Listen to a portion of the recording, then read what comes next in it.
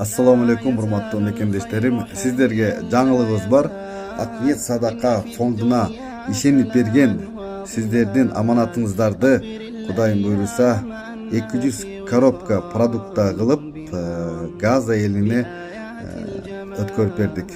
Так айтканда $6000 болду. Экинчи бөлүктө биз жемиштерди кылабыз деп ниеттенип атабыз, же болбосо мал союп беребиз деп. Урматтуу тугандар, эч токтобоңуздар. Газада өтө кыйын болуп атат.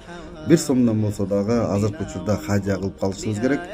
Аллах Таала эки дүйнө сиздерге бактылуулугун берсин, хадияңыздарды дагы кабыл кылсын. Ассаламу алейкум. Бисмиллахир-рахманир-рахим.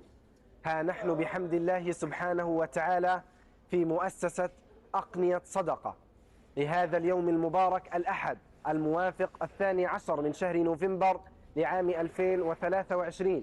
نقوم بتجهيز الطرود الغذائية لتوزيعها على الأسر النازحة بفعل العدوان المتواصل على قطاع غزة. نسأل الله سبحانه وتعالى أن يلطف بتلك الأسر وأن يعيننا على توفير الاحتياجات لهم بعد العون من الله سبحانه وتعالى. يزال الخير حيا لا يزال، إن في الدنيا سلاما وظلال. أخبر الأيام أنها في وصال، قم بنا وانظر لآيات